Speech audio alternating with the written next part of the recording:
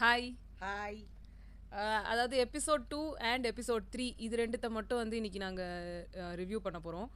4 5 நாளைக்கு வரும். எனக்கு வந்து ஒரு மீட்டிங் இருந்துச்சு. ஸோ அதனால வந்து நேற்று எபிசோடு வந்து பார்க்க முடியல. இன்னைக்கு எபிசோடும் வந்து ஒரு மாதிரி ஆயிடுச்சு. ஸோ நேற்று அதை வந்து சேர்த்து வந்து நாங்கள் ரிவ்யூ பண்ணி இன்னையோடதையும் நாளையோடதையும் வந்து சேர்த்து நாளைக்கு வந்து போடுறோம்.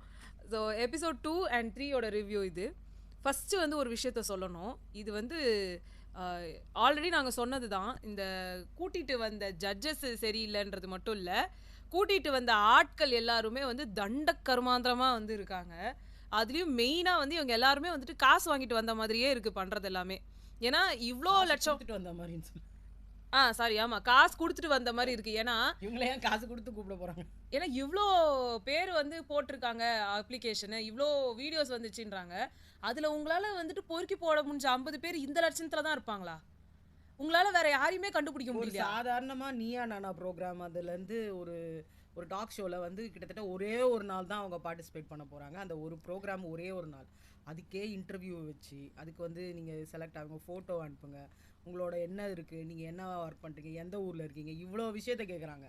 இங்கே பார்த்தேன்னா தமிழே தெரில. ஆனால் தமிழ் வேணும்னே அதுக்கு தான் செலக்ட் பண்ணுறாங்களோ என்னமோ எனக்கு தெரியல. மலையாள பிக் பாஸில் பார்த்தேன்னா ஒரு மலையாளமே தெரியாத ஒரு பெரிய மாடல் ஒருத்தவங்க இருந்தாங்க. ஆனால் பார்த்தோன்னா அவங்க அம்மா மலையாளம்னு சொன்னாங்க. அவங்க கூட ஒன்றும் தமிழில் மலையாளத்தில் பேசின மாதிரி தெரியல. பட் இவங்க வந்து கற்றுக்கிட்டு அந்த மலையாளி, இத்தனைக்கும் அவங்க சவுத் ஆஃப்ரிக்காலேயே எங்கேயோ இருந்து தான் நான் இருக்கேன்லாம் சொன்னாங்க. அவங்களே பார்த்தோன்னா மலையாளத்தில் தான் முடிஞ்ச வரைக்கும் பேசினாங்க. ஏதோ கொஞ்சம் தான் இங்கிலீஷ் வேர்ட்ஸு. ஆனால் இந்த நம்மளோட பிக் பாஸில் பார்த்தீங்கன்னா ரெண்டு மலையாளிஸே வந்துட்டு அவங்க 2 பேரும் மலையாளத்திலே பேசிகிட்டு இருந்தாங்க. ஆமாம், அதுக்கு வந்து அப்பப்போ வந்துட்டு ஒரு என்ன சொல்கிறது, ஒரு தட்டி கொடுப்பாங்க செல்லமாக, அப்படியெல்லாம் பேசக்கூடாது அப்படின்னு அவ்வளோதானே தவிர.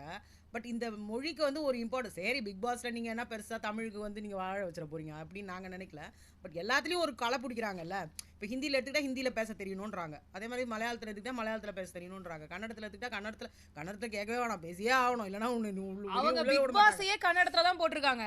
மற்ற எல்லா லாங்குவேஜ்லையும் பிக் பாஸ் இங்கிலீஷில் தான் போட்டிருக்காங்க. பட் அவங்க தான் அவங்க லாங்குவேஜ்லேயே போட்டிருக்காங்க. சரி, எனிவேஸ் நம்ம இது மட்டும் இல்லை, வீட்டுக்குள்ளெல்லாம் கூட பார்த்தோன்னா நிறைய அந்த கன்னட வேர்ட்ஸு அவங்கள பார்த்தோன்னா நிறைய கன்னடத்தில் படிக்க வைக்கிறது, அந்த இதில் எல்லாம் வந்து இங்கிலீஷ் போட்டு தங்கிலீஷ் மாதிரிலாம் படிக்க வைக்கிறது. அவங்க நல்லா ப்ராப்பராக படிச்சா ஆகணும், நீ தெரிஞ்சுக்கிட்டு தான் உள்ளே வரணும், அப்போலாம் பயங்கர கண்டிஷன்ஸ் அங்கெல்லாம். இப்போ இங்கே வந்து பார்த்தோன்னா எபிசோட் 2ல் வந்துட்டு ஃபர்ஸ்ட் எபிசோட்ல எங்களுக்கு சமக்கம். அந்த ஒருத்தர் வந்துட்டு அங்கே அவர் பேசுனதும் நல்லா இல்லை, எல்லாம் வந்து என்னமோ வந்து என்னவோ மாதிரி இருந்தது அவர் பண்ணது. அவரை போய் செலக்ட் பண்ணி வச்சாங்கன்றது நம்மளுக்கு ஆல்ரெடி கண்டஸ்டன்ட் அது வந்து சென்டிமெண்டா செலக்ட் பண்ணிட்டாங்க. அதாவது நான் வந்து தமிழ் பேச்சு எங்கள் மூச்சுக்கு போனேன். இது நான் சொல்றது வந்துட்டு நான் வந்து குழந்தையா எனக்கு 8 இயர்ஸ் இருக்கும்போது வந்து நான் போனேன். அப்போ அவங்க வந்து இந்த 8 இயர்ஸ் தான் வந்து ஸ்டார்டிங்கே. அப்போ நான் 8 இயர்ஸ் இருக்கும்போது போனேன். அந்த கியூவில் வந்து ஃபர்ஸ்ட் நின்றுட்டு இருந்த பொண்ணு வந்து அவங்க பேர் என்ன, யாழினி. அவங்க வந்து நீங்க சூப்பர் சிங்கர்ல கூட பார்த்திருப்பீங்க. இப்பி பார்த்தாங்க அப்படின்னு சொல்லிட்டு சொல்லுவாங்க.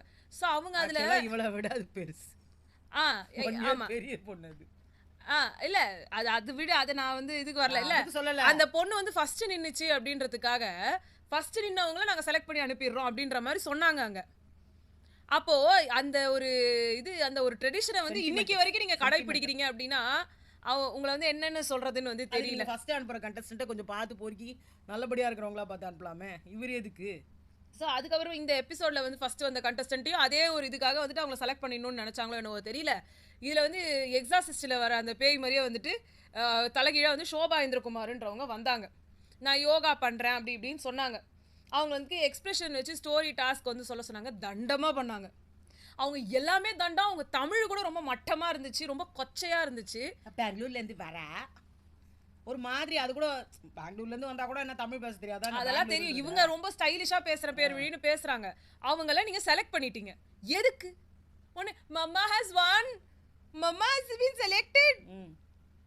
என்ன தெரியல எனக்கு. அவங்களுக்கு எதுக்கு செலக்ட் பண்ணாங்கன்னு எனக்கு சத்தியமாக புரியவே மாட்டேங்குது. அவங்க ஊரில் முனியம்மாவோ அவங்க யாருக்கு தெரியும். நெக்ஸ்ட் வந்து தமிழரசுன்னு ஒருத்தர் வந்தார். அவர் வந்து இந்த சோஷியல் மீடியாவில் முட்டி போட்டுட்டு ப்ளீஸ் சேவ் விஜய் டிவின்னு சொல்லி பண்ணாரா. அதை நாங்கள் இப்போ தான் ரீசெண்டாக பார்த்தோம். அதில் வந்து அவர் பண்ணதெல்லாம் வந்து பார்க்கும்போது ஒரு விதத்தில் வந்து நம்ம தர்பூசணி எல்லாரும் இம்ப்ரெஸ் ஆக தான் செய்வாங்க. மழையிலையும் தண்ணிலையும் போய் டீ கடையில் போய் நின்றுக்கிட்டு அப்படி ஓ காட் ப்ளீஸ் ஆன்சர் மை ப்ரேயர்ஸ்ன்ற மாதிரி. இது வந்து தர்பூசணி பண்ண மாதிரி இருந்தது. அவர் வந்து என்ன பண்ணாரு, இதே தானே அவரும் பண்ணிட்டு இருந்தாரு, கேவலமா நடிக்கிறதே அவரோட ட்ரெண்டா வச்சுக்கிட்டாரு. ஸோ அந்த மாதிரி வந்துட்டு இவங்க வந்து பண்ணாங்க. அதை வந்து இவங்க எடுத்துட்டு வந்தாங்க நெகட்டிவ் பப்ளிசிட்டி. ஸோ இவர் வந்து உள்ள வந்தாரு, 9 to 5 ஜாப் பிடிக்காதுன்னாரு. சரி டைரக்ஷன் வந்து பண்ணணும், எனக்கு டைரக்ஷன் பண்ண இங்கே என்னால டைரக்ஷன் பண்ண முடியாதுன்றாரு. ஸ்கிரிப்ட் இப்பதான் நான் எழுதுறேன். எங்க உங்க பேர் என்னங்க? இப்பதான் நான் எங்க பேர் வச்சாங்க. அவரை ரிஜெக்ட் பண்ணதுல எனக்கு வந்து ஹாப்பி தான், அனுப்பி விட்டீங்க. அவரும் வந்துட்டு நான் this is not the end, நான் இன்னொரு ஆனா அவருக்கு கிடைக்க வேண்டிய ஃபேம் கிடைச்சு போச்சு. ஏன்னா எங்களை மாதிரி வந்து சில பேர் இருப்பாங்க இல்லையா, தண்டமா எதுவுமே தெரியாம, அவங்களுக்குலாம் வந்து இவர் மூஞ்சி தெரிஞ்சு போச்சு. ஸோ அந்த அளவுக்கு வந்து அவர் பண்ணிட்டாரு. ஆனா நாங்க தான் இல்ல நாங்க தான் தண்டம். அதுக்கு முன்னாடி அவருக்கு 157K ஃபாலோவர்ஸ் இருக்காங்க. ஆல்ரெடி இருக்காங்க. ஆமா, நம்ம தான் அதனால தான் நம்ம தண்டம்னால தான் அவரை வந்து செலக்ட் பண்ணிருக்காங்க. சும்மா இல்ல விஜய் டிவி. ஆனா இங்க ஏன் செலக்ட் பண்ணலன்னு தெரியல. இந்த மாதிரியா ஃபாலோவர்ஸ் இருக்கவங்களால விஜய் டிவிக்கு ரொம்ப பிடிக்கும். ஏன்னா வந்து இப்போ அடுத்த கண்டஸ்டன்டான முனியம்மாருக்கு வந்து 2.5 லட்சத்துக்கு மேல 2.5 லட்சத்துக்கு மேல ஃபாலோவர்ஸ் இருக்காங்கன்றப்போ அவங்க செலக்ட் பண்ணாங்க. அவங்க வந்தாங்க, அவங்க பேசினாங்க, சரி வெகுலியா இருந்தாங்க, எல்லாமே ஓகே. அம்மாவுக்கு வந்து அவங்கள பார்த்த உடனே ஒருத்தவங்கள தான் சொன்னாங்க. யாரு? சூனியர் தீபாக்கா. ஸோ அவங்கள மாதிரி இருக்காங்கன்னு இவங்க சொன்னாங்க. அம்மா சொல்லிட்ட அப்புறமா யூ காண்ட் அன்சி இட்டுன்ற மாதிரி அதே தான் வந்து நான் வந்து தோண ஆரம்பிச்சிச்சு. அவங்க பண்றது பேசுறது எல்லாமே வந்து தீபாவை கூட எல்லாரும் என்ன சொல்லுவாங்க, ரொம்ப வெகுலியா இருக்காங்க, இன்னசென்ட்டா இருக்காங்க. அவங்க வந்து எதுவுமே, ஆனா நிறைய அவங்களோட ஆக்டிவிட்டீஸும் அப்படிதான் இருக்கும். சரியா? அப்ப இன்னைக்கு வரைக்கும் பட் இப்போ அவங்க திறமையானவங்களா இருக்கறதால தானே இவ்வளவு சம்பாதிச்சு உட்காந்துட்டு இருக்காங்க. பட் இவங்க not just Bigg Boss contestant, இவங்க கண்டிப்பா பிக் பாஸ் உள்ள போவாங்க. she is definitely going to be starred in any இது பெரிய படங்கள். இப்பயே வெளியில இருந்து என்னன்னா அவங்க தான் வின்னர் ஆகணும். இன்னும் யார் வர போறாங்கன்னு தெரியல. அதுதான் எனக்கு தெரிஞ்சு இதுதான் இது வந்து செட் முடிஞ்சு போச்சு. அவங்க தான் சொல்றாங்களே, மாமா நான் வந்து சினிமா எல்லாம் நடிச்சிட்டு அப்புறமா வரேன் அப்படின்ட்டாங்க. அவ்வளவுதான். நெக்ஸ்ட் வந்து 6வது கண்டஸ்டன்ட் சரண்யா அப்படின்னு ஒருத்தவங்க அட்வொகேட்னாங்க. அதுக்கப்புறமா வந்து சமூக நீதி பேசுறேன்னு சொன்னாங்க, தமிழ் இன்ட்ரெஸ்ட் ஜாஸ்தி அப்படிலாம் சொன்னாங்க. பட் எதுவுமே பெருசா பேசல மற்றவங்களுக்கு. ஆனால் வந்து அந்த ஃபர்ஸ்ட் வந்தார் பாருங்க, லூஸ் மாதிரி பேசினவர், அவருக்கு வந்து இது ஓகேன்ற மாதிரி இருந்தாங்க. முடி போட்டுன்னு வந்தார அவர் எந்த விதத்தில் எல்லாருக்கும் அவர் எப்படி கண்டஸ்டண்டாக உள்ளே வந்தாருனாலே தெரியல. அதுவே ஒரு டவுட்டு. எல்லாருமே கொஞ்சம் சாவி டாஸ்க் வந்து கொடுத்தாங்க. அதில் ராஜு அங்கே வந்து சொல்றாரு, ஏமா சாவி கூப்பிட்டு ஒரே கம்பெனியாக இருக்குதான்னு பார்த்தா அதை போட வேண்டியதானே. அதை உங்களுக்கு கொஞ்சம் யோசிக்க மாட்டாரு, அதை காதலே வாங்கல அவங்க. என்ன அவங்களுக்கு வந்து ஓகே பதட்டப்படுறாங்க. ஆனா அவங்கள எப்படிங்க இந்த நான் என்ன தெரியுமா சொல்றேன், நீங்க எல்லாருமே இது வந்துட்டு ஒரு சூப்பர் சிங்கர் மாதிரி நீங்க வந்து ஸ்கிராட்ச்ல இருந்து கண்டஸ்டன்ஸ் செலக்ட் பண்றீங்கன்னு வச்சுக்கோங்களேன். இப்படிப்பட்ட கண்டஸ்டன்ஸ்லாம் வராங்கன்னா நம்ம வந்து ஒத்துக்க முடியும். நீங்க சொல்றத பார்த்தா ஒரு 1000 வாட்டி வந்து 1000 நிலை இது வந்து பண்ணி உள்ள அனுப்புற மாதிரி சொல்றீங்க. உங்க ஃபில்ட்ரேஷன் ப்ராசஸ் பயங்கரமா இருக்குதுன்றீங்க. அப்புறமாவும் இப்படிலாம் தான் நிறைய பேர் வந்து நாங்க செலக்ட் ஆகலன்றாங்களா. அதுலயே நிறைய கண்டஸ்டன்ஸ் நல்ல கண்டஸ்டன்ஸா இருக்காங்க. அததான் சொல்ல வரேன், நீங்க கிட்ட கூட சேர்க்கல. அதான் உண்மை. உங்களுக்கு வேண்டியது வேற ஏதோ, அதை வச்சுக்கிட்டு நீங்க எல்லாரையும் உள்ள வர. நான் காமன் மேன்ற ஷோ தயவு செஞ்சு காமன் மேன்றதை எடுத்துருங்க. அது ஒரு கரெக்டான நேம் இல்ல. ஆமா, நிறைய பேர் அதை தான் சொல்லிட்டு இருக்காங்க வெளியே கூட. இல்ல இப்போ கூட நான் சொல்றேனே, ஒருத்தவங்க இந்த ஷோலயே வந்துட்டு ப்ரோமோலயே வந்துட்டாங்க. இப்போ நாளைக்கு கூட வருவாங்களா என்னன்றது எனக்கு தெரியல. இந்த ஒரு நைட்டியை போட்டுட்டு இந்த நைட்டியை போட்டு ஒரு பொண்ணு ஆந்திரா பிக் பாஸ்ல வந்து தெலுங்கு பிக் பாஸ்ல வந்தாங்க. அவங்க அது மாதிரி செலக்ட் பண்ணி உள்ளே விட்டாங்க. அவங்க நான் ரொம்ப லாஸ்ட் வரைக்குமே கிட்டத்தட்ட வந்தாங்க போல இருக்கு. அந்த மாதிரி பார்த்துட்டு இவங்க வந்தாங்க. இவங்க இங்க வந்துட்டு அது மட்டும் பத்தாதுன்னு எல்லா நியூஸ் சேனலுங்க எங்கெல்லாம் கிடைக்குதோ எல்லா இடத்துலயும் நைட்டியை போட்டு போயிடுறாங்க. And I guess and she is an influencer. அதையும் நான் சொல்லிடுறேன். அவங்களும் வந்துட்டு பயங்கரமா ஃபாலோவர்ஸ் வச்சிருக்காங்க. அதனால தான் இவ்வளவு சேனல் கூப்பிட்டு பேசுது. அததான் சொல்றேன். இப்போ நீங்க சும்மா இருக்கிறவங்கள போய் கூப்பிட்டு பேசுமா சேனல்?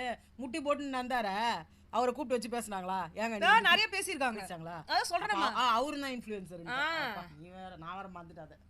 ஸோ இங்க யாரும் சும்மா இல்லைங்க, எல்லா விஷயத்தோட தான் உள்ள வராங்க. நெக்ஸ்ட் இந்த லியாம் ஹாமில்டன் ஒருத்தர், ஐயோ கேவலமா இருக்கு அவர். தமிழ் வரும் வராது எல்லாத்தோட ஒரு வித்தார புல்பு மிட்டாய், இன்பு மிட்டாய் யாருக்கு வேணும் இன்பு மிட்டாய். அவர் பேரே வந்து என்ன ஹிஸ்டரி டெக்ஸ்ட் புக்ல எழுதுற பேர் மாதிரி இருக்குது, லியாம் ஹாமில்டன். அவர் அந்த ஹாமில்டன் அந்த வேற ஓவியா யாரை பார்த்தாலும் ஐ அம் இம்ப்ரெஸ்ட் என்ன இம்ப்ரெஸ் பண்ணுங்க. என்ன ஒரு சில பேர்கிட்ட அவங்க நடந்துக்கிறது எனக்கு புரியவே மாட்டேங்குது. திடீர்னு தேவையில்லாம அதே மாதிரி நான் சொல்றேன், ஆரி ராஜு அவங்களையும் சொல்றேன், ஒரு சில பேர்கிட்ட உங்களோட அப்ரோச்சே வேற மாதிரி இருக்கு, ஒரு சில பேர்கிட்ட உங்க அப்ரோச் வேற மாதிரி இருக்கு. தெரிஞ்சு அவங்க ஹெட்ஃபோன்ஸ்ல சொல்லிடுறாங்கன்னு நினைக்கிறேன். மாயா ஆஸ் அ ஹோஸ்ட் நீங்களும் அங்க வந்துட்டு ஒரு பார்ஷாலிட்டி காட்டுறீங்க. ஆமா. அப்புறமா வந்துட்டு சில பேரை பேச விட மாட்டாங்க, சில பேர் தேவையில்லாம பேச வைக்கிறாங்க. முனியம்மாக்கெல்லாம் வந்துட்டு பயங்கரமான வந்து முட்டு பேசுங்க என்ன பத்தி பேசுங்க, ஐயோ அக்கா என்ன பிடிக்காதா அப்படிலாம் உன்னை பத்தி எனக்கு தெரியவே தெரியாதுன்ட்டாங்கன்ட்டு ராஜு கோச்சிக்கிட்டாரு. போய் அவங்களுக்கு வந்து பொக்கே கொடுக்குற மாதிரி கீழே முட்டி போட்டு அவங்களுக்கு சீட்டு கொடுத்தாரு அவரு. அது தெரியுமா? பார்த்தேன். இதுக்கப்புறம் சிவா சரவணன் அப்படின்னு சொல்லிட்டு ஒருத்தர் வந்தாரு. அவர் வந்துட்டு நான் எங்க அம்மா தான் என்ன வளர்த்தாங்க, நான் அம்மா சென்டிமெண்ட் பேசினோடனே ஓவியா சொல்றாங்க, விக்டிம் கார்டு ப்ளே பண்றீங்களா? இந்த பிக் பாஸுக்குள்ள முக்காவாசி பேரு இந்த கண்டென்ட்டை வச்சுதான் ஓட்டினாங்களே. சிங்கிள் பேரண்ட் நம்ம தாமரை நான் ஏழை என் வீட்டுல இது இல்ல. இப்போ ஆரிக்கு அகேன்ஸ்டா வந்துட்டு பாலாஜி முருகதாஸ் கூட சொல்லியிருக்காரு இந்த மாதிரி சுயமரியாதை முக்கியம்லாம் சொல்லிட்டு. அவரே அந்த கண்டஸ்டன்டா உள்ள இருக்கும்போது வந்துட்டு புள்ளைகளை வளர்க்க தெரியலன்னா எதுக்கு பெத்துக்கிறீங்கன்னு சொல்லிட்டு ஆரம்பிச்சு அந்த கண்டென்ட்ல உள்ள வந்து பேசிட்டாரு. குட்டி அங்க கெட்டு போச்சு. சீசன் 1ல இருந்து சீசன் 9 வரைக்கும் ஏதாவது ஒரு விஷயம் கான்ஸ்டன்டா இருந்தது அப்படின்னு சொன்னீங்கன்னா இந்த சிங்கிள் பேரண்ட், அம்மா சென்டிமெண்ட் இதுதான் இருந்தது. அதுதான் கிளிக்கும் ஆயிருக்கு. ஆனா நீங்க இங்க ஒரு சாதா மனுஷன் யாரோ ஒருத்தர் வந்து இந்த மாதிரி எங்க அம்மா சென்டிமெண்ட்டை சொன்னா நீங்க விக்டிம் கார்டு ப்ளே பண்றீங்களான்னு கேக்குறீங்க. இதுக்கு நடுவில் நீங்கள் நடந்த கான்வர்சேஷன்ஸும் எங்களுக்கு காட்டல. நீங்கள் காட்டுறத வச்சு தான் எங்களாலையுமே வந்து ஜட்ஜ் பண்ண முடியும். வந்தவங்க போகிறவங்க எல்லாருமே அங்கே காமிச்சது வந்து முழுசு கிடையாது, இன்னும் நிறைய இருந்துச்சு, அதெல்லாம் கட் பண்ணிட்டாங்க. நீயா எங்களால் பார்க்க முடியல. இல்லை ஒரு டாக் ஷோ டிபேட் ஷோக்கு போகும்போது கூட இது எல்லாத்தையும் மாற்றி விட்டு தான் வந்து அங்கே பேச வைக்கிறாங்க. அப்படி இருக்கும்போது யூ ஷுட் எக்ஸ்பெக்ட் திஸ். அதை எக்ஸ்பெக்ட் பண்ணாமல் போனால் என்னன்னு வந்து சொல்கிறது? அப்படி இல்லை, நான் நல்லா பர்ஃபார்ம் பண்ணேன், எல்லாத்தையும் மறைச்சிட்டு இந்த ஒன்றுத்தை மட்டும் ஃபோக்கஸ் பண்ணிட்டாங்க. அவங்களோட கதை தான். அப்படித்தானமா அந்த பிக் பாஸ்ல இது சாரி நீயா நானாவோ இல்ல தமிழோ ஏதாவது நம்ம போயிருக்கும் போது நம்ம ஒரு கண்டென்ட் வேற மாதிரி பேசியிருப்போம். அங்க டாபிக்கே மாத்தி விட்டு வேற மாதிரி பண்ணி நம்மலாம் வந்து தண்டமா பேசின மாதிரி மத்தவங்க என்னமோ பயங்கரமா பண்ண மாதிரி அப்படித்தானே மாத்தி விடுறாங்க. அப்போ ஒரு சாதா ஒரு டாக் ஷோ ஒரு நாள்ல முடியறதுக்கே அப்படி பண்றாங்க அப்படின்னா 100 நாள் உங்களுக்கு வந்து சம்பளம் கொடுத்து உள்ள உட்கார வைக்க போறாங்கன்னா உங்களை அவங்க வில்லனைஸ் பண்றதுக்கும் அவங்களுக்கு தேவைப்பட்டவங்களை ஹீரோவா ஆக்குறது தான் அவங்களோட முழு கணக்காவே இருக்கும். You should expect this. நான் அதை எக்ஸ்பெக்ட் பண்ணல, நான் இப்படி பண்ணல, நான் அப்படி பண்ணல. நீங்க வந்து செலக்ட் ஆனவங்கல இருந்து உள்ள போன 50 பேருமே எல்லாத்துலயும் ஏதோ ஒரு மீடியா பேக்ரவுண்ட்ல இருந்து உள்ள போன மாதிரி தான் இருக்கு. எனக்கு தெரிஞ்சு இவங்கெல்லாம் விட அவங்க பயங்கரமா ஃபேமஸ் ஆகி இன்னும் எக்கச்சக்க சப்ஸ்கிரைபர்ஸ் பிடிச்சிட போறாங்க அவ்வளவுதான். ஆமா. அதுக்கப்புறமா வந்துட்டு டார்வின் ஒருத்தர் வந்தாரு.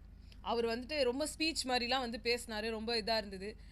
என்ன சொல்றது, அந்த ஒரு பில்டப்னு சொல்லுவாங்க தெரியுமா, தமிழ்ல வந்து யாரா ஆரட்டாரிக்கல் ஸ்பீக்கரா இருந்தீங்கன்னா வந்துட்டு வணக்கத்துக்கே வந்துட்டு ஒரு நிமிஷம் எடுத்துப்பாங்க. அவையோருக்கும் ஆன்றோருக்கும் சான்றோருக்கும் என்னை போன்றோருக்கும் இப்படிலாம் வந்து சொன்னது மட்டும் பத்தாதுன்ட்டு இந்த தமிழுக்கும் நாவில் வந்து அமர்ந்து நடனம் ஆடும் என் நாவில் குடியிருக்கும் என் தமிழ் தாய்க்கும் அப்படி இப்படின்னு எல்லாத்தையும் சொல்லிட்டு தான் வந்து ஆரம்பிப்பாங்க. அந்த மாதிரி அவர் பேசினப்போ அதெல்லாம் இருந்துச்சு. போதாதென்று என் நாவில் குடியிருக்கும் நாயகியே அவ்வளோ வந்து சொல்லுவாங்க. ஸோ இவர் இதுதான் அப்படின்னு பார்க்கும்போது நிறைய அங்கே பொருள்லாம் வச்சிருந்தாங்க. அந்த பொருளை வச்சு பேசுங்க அப்படின்னு சொல்லும்போது பயங்கரமான ஸ்பான்டனிட்டியில் அந்த ஸ்டோரியை சொன்னார். ஃபர்ஸ்ட் அவர் பார்க்கும்போது வந்துட்டு அந்த யோகி பாபு அவரோட ஹேர் ஸ்டைல்லாம் இருக்கிறதுக்கு நல்லாவே வந்து நான் இருந்துச்சு. அவரை வந்து செலக்ட் பண்ணது எனக்கும் வந்து ஹாப்பி தான், எனக்கு ஓகேவா தான் இருந்துச்சு. நெக்ஸ்ட் வந்து டோனி ஜேன் ஒருத்தர் ரேப்பர் சூப்பராக பாடினாருங்க. சீரியஸாக சொல்கிறேன். நிக்சன் வந்து இருந்தார், ஆனால் ரேப்புக்கு ஒரே ஒரு பாட்டை பாட்டு போயிட்டாரு. இவங்க ஏடிகே வந்து அவர் பழசா பாடின பாட்டே திருப்பி பாடிட்டு போனார். இவர் ஆன் த ஸ்பாட் அத்தனை சாங்ஸ் பண்ணாரோ இல்லையோ அவர் ப்ரிப்பேர்டாக வந்தார். இல்லை கேட்டாங்களே பிக் பாஸை பற்றி சொல்லுங்க அதான் அவர் ப்ரிப்பேர்டாக கூட வந்திருக்கலாம். காதலை ஆல்ரெடி அவங்களாம் எழுதியே வச்சிருந்தாலும் வரணும்ல. ரொம்ப அழகாக இருந்தது. அச்சர சுத்தமான ஒரு என்ன சொல்கிறது ப்ரொனன்சியேஷன், அழுத்தம் திருத்தமாக எதுகை மோனையோட அழகாக வந்து பண்ணார். அவரை ஒரு விதத்தில் அவர் ஏடிகே மாதிரி தான் இருந்தார். இவங்க சொன்ன எல்லாத்தையுமே அவர் பண்ணாரு. ஆனா அவர் ஏன் ஆன் ஹோல்ட் வச்சாங்கன்னு எனக்கு தெரியல. அந்த தண்டகர்மத்துக்கு முத ஒருத்தர் செலக்ட் பண்ணீங்களே, அவர் தூக்கி போட்டு கூட நீங்க இவரை செலக்ட் பண்ணலாம். ஆனா நீங்க பண்ணல. எனக்கு வந்து இவர் வந்து ஷுட் பி செலக்டட். ஆனா இவர் ஆன் ஹோல்ட வச்சது எனக்கு பிடிக்கல. அதுக்கப்புறமா ஷம்ஷின்னு வந்து அவங்க திருநங்கை வெளியில வந்து அந்த திருநங்கையா நான் இருக்கேன்னு சொல்லிட்டு அவங்க பேசினப்போ கூட எங்களை கடவுளா பார்க்காதீங்க மனுஷனா பாருங்கன்னு சொன்னதெல்லாம் கூட நல்லா இருந்துச்சு. இங்க வந்து ஒண்ணுமே இல்லை, நான் ஆடல் பாடல் நிகழ்ச்சியில இருக்கேன், அட்லீஸ்ட் ரம்யா போட்டா வந்து 10 ஸ்டெப்பையாவது போட்டு போயிருக்கலாம், பண்ணிருக்கலாம். அது என்னமோ தெரியல, அவங்களுக்கு பெருசா இம்பார்ட்டன்ஸ் கொடுக்கல. அதுதான் உண்மை. அவங்கள ஆன் ஹோல்டு வச்சிருக்காங்க. எனக்கு தெரிஞ்சு திருநங்கை அப்படின்றதுக்காக ஒரு கேட்டகரிக்கு அவங்க கொடுத்துருவாங்களோ என்னமோ எனக்கு தெரியல. சம்யுக்தா இந்த இது சேர் வந்து தூக்கி போட்டப்ப சேர் இழுத்து போட்டு உட்கார்ந்தவங்க அவங்க. அட்லீஸ்ட் அங்கே பண்ணவங்க இங்கே ஏதாவது பண்ணுவாங்கன்னு பார்த்தா சம்யுக்தானாலே மாசுனாங்க. சரி மாசம் உங்களுக்கு 2 இன்சிடென்ட்டை சொல்லுங்கன்னு சொன்னால் லெஹங்காவை சரியாக வந்து இது பண்ணல, அதனால போய் அரைஞ்சிட்டேன்றதுலாம் இவங்க ஓனா சொன்னது. அப்படி சொன்னதான் மாசுன்னு நினைப்பாங்கன்றதுக்காக. அதுதான் ராஜு கேட்டார். அப்போ அரைஞ்சிட்டாலே மாசு. அது ஆரி சொன்னார். ஆரியா ஒருத்தவங்க சொன்னாங்க அதுதான் நீங்கள் மாசுன்னு சொன்னதா? அதான் ராஜு சொன்னாரு மாசான விஷயம். நான் ஒண்ணு சொல்லவா, நீங்க தனியாளா இந்த ஒரு சின்ன வயசுலயே வீட்டை எதிர்த்துட்டு வந்துட்டு ரெஸ்டாரண்ட் திறந்தீங்க பாருங்க, அதுதான் மாசான விஷயம். ஐயோ அவங்கள மறந்தே போயிட்டேன் அப்படின்றாங்க. இதெல்லாம் நான் எடுத்து கொடுக்க வேண்டியிருக்கு அப்படின்னாரு. அவங்களும் ஆன் ஹோல்டு. சரி என்னமோ அவங்க முன்னாடி பண்ணதை வச்சு ஏதோ உங்ககிட்ட இருக்குன்னு நினச்சாவது நம்ம வந்து மனசை தேத்திக்கலாம்னு வச்சுக்கோங்க. அடுத்து எபிசோட் 3 அதில் வந்து ஆட்களில் வந்து பார்த்தீங்கன்னா, அப்போ வரதுக்கு முன்னாடி மாயா ஒரு விஷயம் சொன்னாங்க. வேற லெவல் பண்ணுவாங்கன்னு நினச்சிட்டு வந்தவங்களெல்லாம் ரிஜெக்ட் பண்ணி அனுப்பிட்டோம், ஒன்றுமே பண்ண மாட்டாங்க அப்படின்னு நினச்சவங்களாம் வந்து இங்கே வந்து மாஸ்க் காட்டி செலக்ட் ஆகிட்டு போயிட்டாங்க அப்படின்னு வந்து சொன்னாங்க. இவங்க யாரை வந்து மீன் பண்ணுறாங்கன்றது தெரியலை. அப்புறம் வந்து ஃபெரோஸ் கான் ஒருத்தர் வந்தார். நான் ஆண்டர்ப்ரனர், எனக்கு ஃபினான்ஸ் ஸ்கில்ஸ் இருக்குன்றாரு. நான் வந்து எனக்கு வந்து மணி சம்பாதிக்கிறதுக்கு என்கிட்ட வாங்க, நான் வழி சொல்லி கொடுக்குறேன். உள்ள 50 காசு கிடையாது. உள்ள அம்மா ஜல்லிக்கு போட நீங்க என்ன உள்ள போய் மணியை சம்பாதிக்க போறீங்க? யார்கிட்டயுமே எதுவுமே இருக்காது. இல்ல ஆக்சுவலா அது எப்படி சம்பாதிக்கிறது நான் சொல்லி கொடுப்பேன். இவரை எதுக்குங்க செலக்ட் பண்ணீங்க? அந்த டீம் கிட்ட நான் திருப்பி என்னோட கேள்விகள் அனைத்தும் அந்த டீமை நோக்கி தான் உள்ளது. யார் அந்த டீம்ல உட்கார்ந்து நின்றா? அங்கேயும் விஜய் இருந்தாரோ நான். ஏன்னா இவர் பேசுறதுக்கு நான் லோன் உல்ஃப், எனக்கு வந்து ஃப்ரெண்ட்ஸ் யாரும் கிடையாது, கேர்ள் ஃப்ரெண்ட் தான் இருக்காங்க. கேர்ள் ஃப்ரெண்ட் இருக்கா அப்படின்னு கேட்டதுக்கு அப்புறம் இருக்காங்க அப்படின்னாரு. இல்ல இவரு லோன் உல்ஃப்னு எப்படி சொல்றாரு? எனக்கு வந்து அம்பானிலாம் ஒரு மேட்டரே இல்லைன்னாங்க. அவரு சொன்னாங்க அவங்களோட சேனல்ல தான் உட்கார்ந்து நிக்கிறீங்க தெரியுதா, அவங்க இதுல தான் இது வரப்போகுது போட்டோன்னாரு. அவங்களோட ஜாஸ்தியா நான் சம்பாரிச்சிருவேன் அப்படிங்க. அப்பவே ஒரே ஆப்போனன்ட் எலான் மஸ்க் தான்னாரு. சரி எலான் மஸ்கோட பிசினஸ் வெஞ்சர்ஸ்லாம் சொல்லுங்கன்னு நான் மாயா கிட்ட நான் தெரிஞ்சுக்கிட்டு நான் என்ன பண்ண போறேன்? அவர் பல இதுல இன்வெஸ்ட்மெண்ட் பண்ணிருக்காரு. அவன் நான் என்ன கேக்குறேன், நீங்க வந்து எல்லாமே ஓகேங்க, அப்ப நீங்க ஃபேம் வேணும்னு சொல்லிட்டு உள்ள வரேன்னு சொல்றீங்க. நீங்க அம்பானி லெவலுக்கு வந்துட்டீங்கன்னா தானா பேப்பர்ஸ்ல உங்க பேர் வரப்போகுது, தானா நீங்க ஃபேமஸ் ஆக போறீங்க. சேனல் ஆரம்பிச்சு நீங்களே பிக் பாஸ்ன்றது பிக் பாஸாவே நீங்க இருக்கலாமே. சம்பந்தமே இல்லாம இந்த மாதிரி ஒரு ஷோக்குள்ள வரணும்னு என்னங்க அவசியம் இருக்கு உங்களுக்கு? அடுத்து வந்து அவரை வந்து ஆன் ஹோல்டு போட்டது எனக்கு சுத்தமா பிடிக்கலங்க. அவர் ரிஜெக்ட் பண்ணிருக்கணும். ரிஜெக்ட் பண்றதுக்கு என்ன ஆன் ஹோல்டுக்கு நிறைய கார்டு அடிச்சிட்டீங்களா? ஆன் ஹோல்டுன்னு. அப்புறம் அம்பானி ரொம்ப கோச்சிக்க மாட்டாரு. ஆரி வந்து ஃபேக்கா இருக்க மாதிரி இருக்குன்னு வந்து சொன்னாரு. ஃபேக்கா இருக்க மாதிரி இல்லை, அவர் ஃபேக்காக தான் இருக்க. என்னத்துக்கு இது சொல்லிட்டு நீங்கள் ஆன் ஹோல்டில் வைக்கிறீங்கன்றது எனக்கு புரியலை. அடுத்து வந்து காமாட்சின்னு ஒருத்தவங்க வந்தாங்க. சீரியஸாக சொல்லணும்னா ஒரு காமன் மேனுன்ற ஒரு இதில் வந்து இவங்களை அனுப்பலாம். அவங்க வந்து சிங்கிள் மதர்னு சொன்னாங்க, கேப் டிரைவராக இருக்காங்கன்னு சொன்னாங்க. மேடை ஒன்று வேணும், நான் நல்லா பேசுவேன், எனக்கு ஹஸ்பண்ட் இறந்துட்டதுக்கு அப்புறமா நீ பண்ண முடியாதுன்னு சொன்ன விஷயங்களை நான் பண்ணி காட்டணும்னு நினைக்கிறேன்லாம் வந்து சொன்னாங்க. அப்போ வந்து இவர் வந்து நான் உங்களுக்கு மேடை பேச்சுக்கு வந்துட்டு வாங்கி கொடுக்குறேன் அப்படின்னு சொன்னார். நான் ஒன்று சொல்கிறேன் ஆரி, உங்களுக்கே மேடை பேச்சுக்கு யாருமே இப்போ சான்ஸ் கொடுக்க மாட்டாங்க. நீங்களே நல்லா பேசுவீங்க, ஆனால் உங்களுக்கே இல்லை. ஃபுல்லுதையும் எல்லாருமே விஜய் டிவியே ஆட்கரை உட்காந்துருக்காங்க. மேடை பேச்சுக்கே சம்மந்தம் இல்லாத ஆட்கள் நிறைய பேர் தண்டத்துக்கு வந்து உட்காந்துன்னு இருக்காங்க. இப்போ வந்து நீங்கள் நிஷா இல்லை வந்து ஒரு மணிமேகலை இவங்கெல்லாம் வந்துட்டு மேடை பேச்சுல இருக்கிற ஒரு பேச்சாளர்களா? பட்டிமன்ற பேச்சாளர். சாரி, அதான் பட்டிமன்ற பேச்சாளர்களா? இவங்க கமீடியன்ஸ். விஜய் அந்த விஜய்னு ஒருத்தர், மிர்ச்சி விஜய், இவங்க எல்லாருமே வந்துட்டு கமீடியன்ஸா இருக்கும்போது அவங்களுக்குலாம் சான்சஸ் கொடுக்கலாம். திருப்பி அந்த முன்னாடிலாம் பார்த்தனா சன் டிவில பார்த்தனா அது ஒரு செட் இருப்பாங்க. இந்த பக்கம் பார்த்தனா ராஜா இருப்பாரு, அந்த பக்கமா பார்த்தீங்கன்னா பாரதி. வெறும் பட்டிமன்றத்துக்கு மட்டும் தான் வரல, ஒரு செட் ஆஃப் கண்டஸ்டன்ட்ஸ்னா அவங்களே தான் இருப்பாங்க. அதுல ஒரு மாற்றமே இருக்காது. இவங்க வர போறாங்க அப்படின்னு நல்லாவே தெரியும். இதே தமிழ் பேச்செங்கள் மூச்சுல இருந்து நீங்க திருப்பி கபிலான்னு ஒருத்தவங்களை எடுத்துக்கிட்டீங்க, ராகவேந்திராவை எடுத்துக்கிட்டீங்க, அதுக்கப்புறமா வந்துட்டு இவரு முத்துக்குமரன் எடுத்துக்கிட்டீங்க. அங்க அத்தனை பேர் வந்தாங்களேங்க. எல்லாருக்குமே நீங்க சான்ஸ் கொடுக்கலாம். எவ்வளவு லேடிஸ் வந்தாங்க, எவ்வளவு ரொம்ப அழகாலாம் பேசினாங்க. பல பேர் வந்துட்டு பல பேர் போனதெல்லாம் அவங்கெல்லாம் வந்த இடமும் தெரியல, போன இடமும் தெரியல. அவங்கள எப்போ சும்மா ஒரு இன்ட்ரடியூஸ். ஆனால் இப்போ மணிமேகலை நிஷான்றவங்களுக்குலாம் ஆல்ரெடி அவங்களாம் ஒரு ஆர்ஜேவா இருக்காங்க, ஒரு விஜேவா இருக்காங்க. எங்கே போனாலும் அவங்க தான் இருக்காங்க, எங்கே போனாலும் அவங்க தான் வந்துட்டு எம்சியா இருக்காங்க. இவங்களுக்குலாம் ஒன்றும் ஒரு பெருசாக ஒரு இதுவே வேணாம். பட் அவங்களையே திருப்பி அங்கேயும் போட்டுக்கிட்டு இருந்தா அப்போ நீங்கள் இவங்களுக்கு நீங்கள் வாய்ப்பே வாங்கி வந்து கொடுத்தீங்கனாலும், அதாவது இதெல்லாம் கேட்டா அங்கே மாகாப்பா இருக்கிறாரு, பிரியங்கா இருக்கிறாங்க, இவங்களாம் தான் எல்லா ப்ரோக்ராம்லையும் வராங்க. ஏன் அவங்கெல்லாம் இந்த பட்டிமன்றத்தில் உட்கார வைக்கலாமே? இல்லை நான் என்ன சொல்கிறேன்னா, நீங்கள் இவங்களுக்கு இப்போ சொல்கிறது வந்து எப்படி இருந்துச்சுன்னா, ஆரி இது சொன்னதை நான் சொல்கிறேன். இவருக்கு வந்து சொன்னது வந்து எப்படி இருந்ததுன்னா, மீன் பிடிக்கிற மீனை வந்து நான் பிடிச்சி கொடுக்குறேன், நீ போய் அதை சாப்பிட்டுக்கோ. மீன் பிடிக்க கற்று கொடுத்தா தானே அவங்க அப்புறமா வாழ்க்கையில் வாழ்வாங்கன்ற மாதிரி நீங்கள் ஒரு மேடை பிடிச்சி கொடுப்பீங்க. அவங்க எத்தனை மேடைக்கு அப்புறமா அவங்க யாரை நம்பி உட்கார்றது? இதுலேருந்து ஒரு ஃபேம் வந்து அவங்க போகலாம். நீங்கள் காமன் மேன்னா இப்படி தாங்க இருப்பாங்க. காமன் மேன் இந்த மாதிரி ஒரு என்ன சொல்றது, ஒரு நலிந்த இதுல இருந்து ஒருத்தவங்க வந்து ஆக்சுவலா நீங்களே சூப்பர் சிங்கர்ல இப்படி மாதிரி ஆட்கள தான் புடிச்சு போட்டு அவங்கள வின்னர் ஆக்குவீங்க. ஒரு அவங்க டிஆர்பி இவங்களுக்கு தான் தாமரை இருக்கு. தாமரை இவங்க மேல கொண்டு வந்த காரணமே அதுதானே. உங்களோட எல்லா பாக்ஸஸையும் இவங்க டிக் பண்ணாங்க. கேப் டிரைவரா இருக்காங்க, நீங்க வந்து தாழ்ந்த ஒரு சமூகத்துல இருந்து சேர்ந்தவங்க, இது சாரி தாழ்ந்த இது எகனாமிக் பேக்ரவுண்ட்ல இருந்து வேணும்னு நினைச்சீங்கன்னா அது எல்லாத்தையும் அவங்க டிக் பண்றாங்க. அப்படியே அவங்க ஆன் ஹோல்ட் வச்சு பேசுறாங்க தைரியமா. தமிழ்ல நல்லா உச்சரிச்சாங்க. எனக்கு அதுவே வந்து அதுதான் மெயின் ரீசன் அவங்க வெளில அனுப்புறதுக்காக இருக்கும். ஆமா இருக்கலாம். அப்புறமா வெங்கடேஷ்னு ஒருத்தர் அனுப்புறாங்க. அவர் குவாலிஃபை வேற பண்ணாங்க. 2 crore டர்ன் ஓவர். ஆக்சுவலா இவரும் வந்துட்டு ஒரே ஒரு இது என் தாய் மட்டும்தான் என்னை வந்து வச்சாங்க. எனக்கு தந்தை வந்து எதுவுமே இல்லை, தாய் தான் என்னை வாழ வச்சாங்க. இவங்க வந்து அம்மா சென்டிமெண்ட் சொல்லும்போது ஆவியா இது ஓவியா வந்து ஆவியான்னு வந்துச்சு. ஓவியா வந்து கம்முன்னு உட்காந்துட்டு இருந்தீங்க. அங்க சிவா சரவணன் பேசுறாங்க விக்டிம் கார்டு ப்ளே பண்றீங்களா? சிவா சரவணனுக்கு தான் அந்த விக்டிம் கார்டை சொல்றாங்க. இவங்களுக்கு கம்முன்னு இருக்காங்க. எப்படிங்க இருக்கீங்க? நான் இவங்களுக்கு ஸ்பான்சர் பண்ண போறேன். அங்க இருந்து வந்து உங்களுக்கு இன்ஸ்ட்ரக்ஷன் வருது, அதுக்கு ஏத்த மாதிரி இவங்க பிஹேவ் பண்றாங்க. அவ்வளவுதான். நீங்க நாங்க வந்து என்ன சொல்றது, இது வந்து ஓவியா கிட்ட இருந்தும் ராஜு கிட்ட இருந்தும் இதெல்லாம் எக்ஸ்பெக்ட் பண்ணதுதான். ஆரி நீங்க இவ்ளோ தரம் தாழ்ந்து போயிடுவீங்கன்றத நாங்க சத்தியமா நினைச்சு பார்க்கல. இந்த மாதிரி ஒரு இதுக்குள்ள வந்து நீங்க ஆல்ரெடி தேவையில்லாத ஒரு இல்ல ஒரே பிக் பாஸ் ரிலேட்டடா எதுக்குமே நான் வரமாட்டேன்னு இருந்த ஒருத்தர் நீங்க போன வருஷம் அதை பிரேக் பண்ணி பிரஜனுக்காக வந்தீங்க. சரி, அதாவது வேற வழி இல்லாம வந்துட்டீங்கன்னு நினைச்சா இதுக்கு எதுக்கு வந்தீங்க?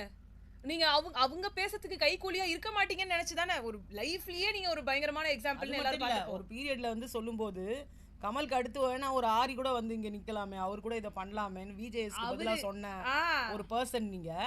இப்ப நீங்க வந்துட்டு சும்மா ஒரு ஒப்புச்சப்பானா 3 பேர்ல ஒரு ஜட்ஜா வந்து உட்காந்துக்கிட்டு அவங்க போடுற ஆர்டரை உட்காந்துட்டு நீங்க பண்ணிட்டு இருக்கிறது உங்ககிட்ட நாங்க எபிசோட்ல நல்லா இருந்துச்சு இவங்க கேட்ட கேள்விலாம். அப்புறமா அப்படியே டவுன் கிரேட் ஆகுது. இவர் வந்து நான் ஸ்பான்சர் ஓவியானாலே தைரியம் அப்படிலாம் தான் நம்ம நினைச்சிட்டு இருந்தோம் இல்லையா? ஓவியானா ஒரு தைரியமா பேசுவாங்க, யாருக்கும் வந்து கேர் பண்ண மாட்டாங்க அப்படின்னு.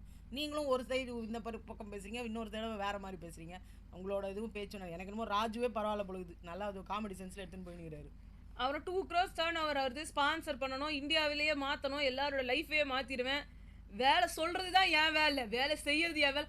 அவர் பாட்டு வளர்றாரு.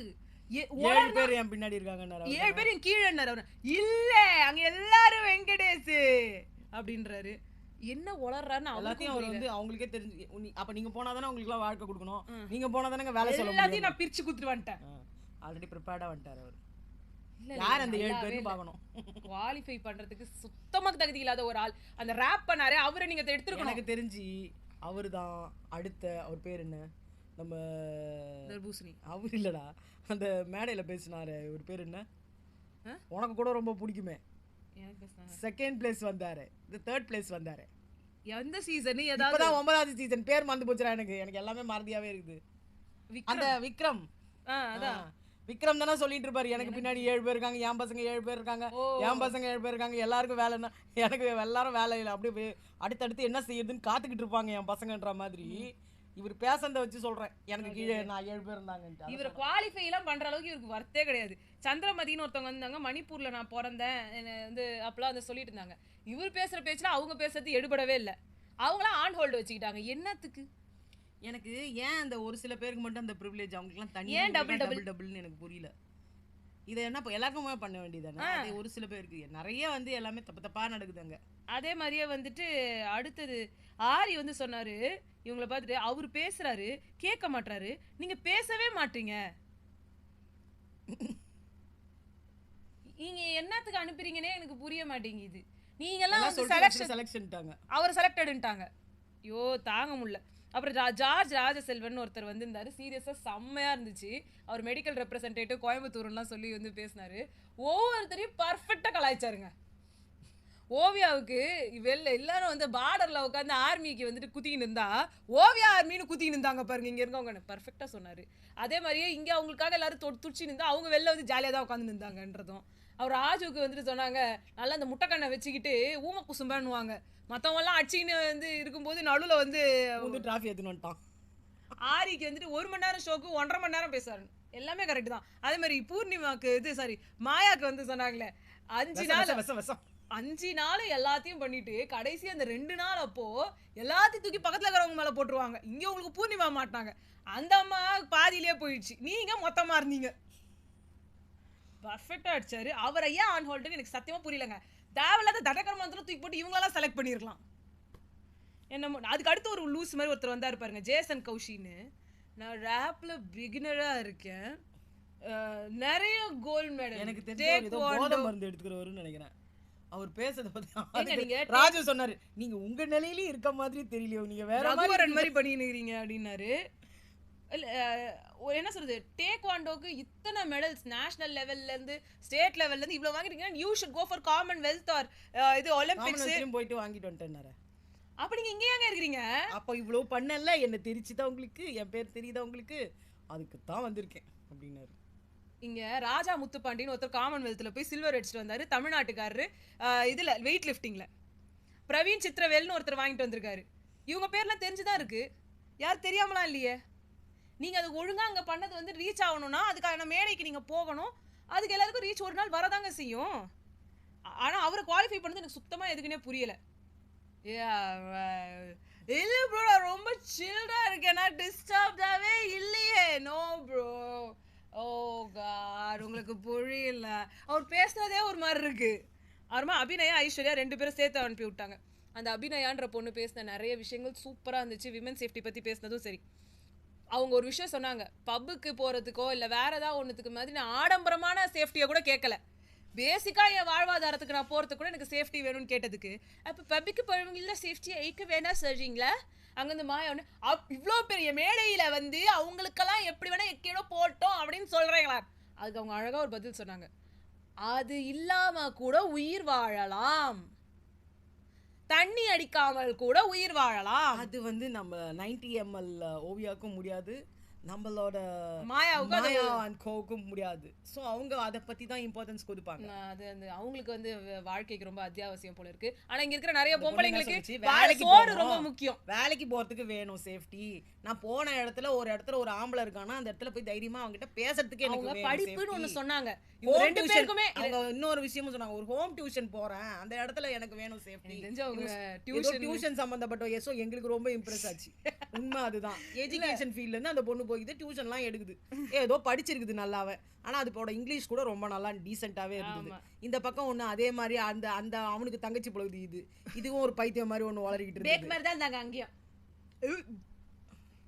ஏமா இவ்ளோ பெரிய ஸ்டேஜ்ல வந்து இன்னொரு பொண்ணை பார்த்து பேக்குன்றிய ஒருத்தர் அங்க தருதலன்னு சொல்லிட்டு 3 வாரம் வச்சு செஞ்சாங்க. அதே மாதிரி தான் இப்போ ஆரம்பிச்சிருக்கு. அது மாதிரி என்ன ஒன்று சொல்லிட்டு நம்ம ஃபேமஸ் ஆகிட மாட்டோமா உள்ள போய்? இல்லை, எனக்கு தெரிஞ்சு நீங்கள் வந்து கண்டென்ட் எதிர்பார்க்குறீங்கன்னு வச்சுக்கோங்க, நீங்கள் 2 பேரும் சேர்த்து நீங்கள் வீட்டுக்குள்ளே அனுப்புனீங்கன்னு வச்சுக்கோங்க, உங்களுக்கு எக்கச்சக்க கண்டென்ட் வரும். ஏன்னா இவங்க லூஸ் மாதிரி அலைஞ்சினுங்க, அந்த பொண்ணு ஏதோ பாயிண்டாக பேசும், ஏதோ ஒன்று அடிச்சிங்கனாவது இருப்பாங்க. ஏன்னா உங்கள் 2 பேருக்கு உங்கள் ஜட்ஜுங்களாம் தண்டம். ஆரி வந்து போதுமா, போர் அடிக்குது. இதை நீங்கள் சொல்கிறீங்களா ஆரி?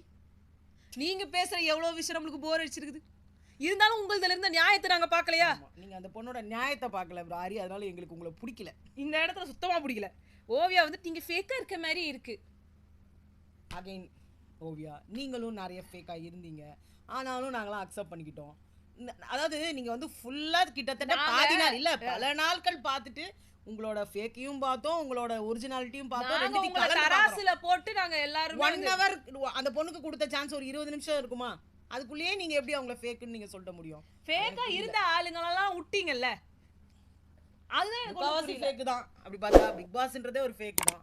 ஸோ மீதி எபிசோட்ல என்னெல்லாம் கூத்து நடந்திருக்குன்னு தெரியல, அதை நாங்கள் பார்த்துட்டு அடுத்த வீடியோவில் நாங்கள் சொல்கிறோம். So bye.